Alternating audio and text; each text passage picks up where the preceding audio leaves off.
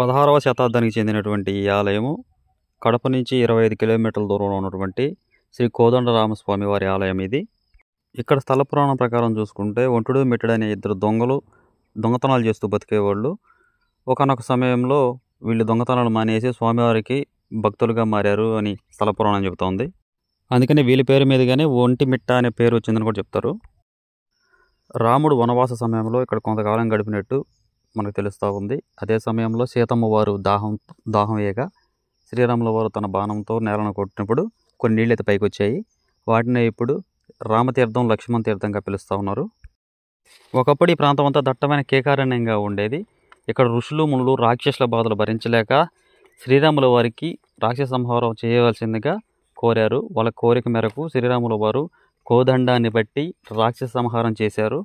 అదే కృతజ్ఞతాభావంతో ఋషులు మునులు ఒకే రాతి పైన రాముల వారు, సీతమ్మ వారు, లక్ష్మణ వారి విగ్రహాలను చెక్కించారు. అయితే ఇక్కడ ఆంజనేయ స్వామి విగ్రహం అయితే ఉండదు లోపల. ఎందుకంటే అప్పటికి శ్రీరాముల వారికి ఆంజనేయ స్వామి పరిచయం కాలేదు కాబట్టి. జాంబవంతుల వారు ఒకరోజు ఇక్కడ నిద్రిస్తుండగా శ్రీరాముల వారు కల్లో కనిపించి నా విగ్రహాలు అక్కడ ఉన్నాయి ప్రతిష్ఠించమని కోరగా జాంబవంతుల వారు విగ్రహ ప్రతిష్ఠ చేశారు. ఇప్పుడు జాంబవంతుల వారు విగ్రహ ప్రతిష్ఠ చేసినటువంటి విగ్రహాలు ఇప్పటికీ ఉన్నాయి. అక్కడ మనం చూడొచ్చు. ఇక్కడ కోదండాన్ని ధరించుంటారు శ్రీరాముల వారు. ప్రతి సంవత్సరం చైత్ర శుద్ధ నవమి నాడు స్వామివారి కళ్యాణం అయితే నిర్వహిస్తారు. స్వామివారి కళ్యాణం కోసమే సపరేట్గా ఒక కళ్యాణ వేదికలాగా నిర్మించున్నారు. అయితే ఇది చాలా ఓపెన్ ప్లేస్గా ఉంటుంది. గుడికి కాకుండా గుడికి ఆపోజిట్ కొంచెం దూరంలో ఉంటుంది. ఈ ప్లేస్ అంతా చాలా అద్భుతంగా నిర్మించుంటారు. మీరు వెళ్ళేటప్పుడు చూడొచ్చు. కడపకి వెళ్ళేటప్పుడు లెఫ్ట్ వస్తుంది, కడప నుంచి తిరుపతి వెళ్ళేటప్పుడు రైట్ వస్తుంది.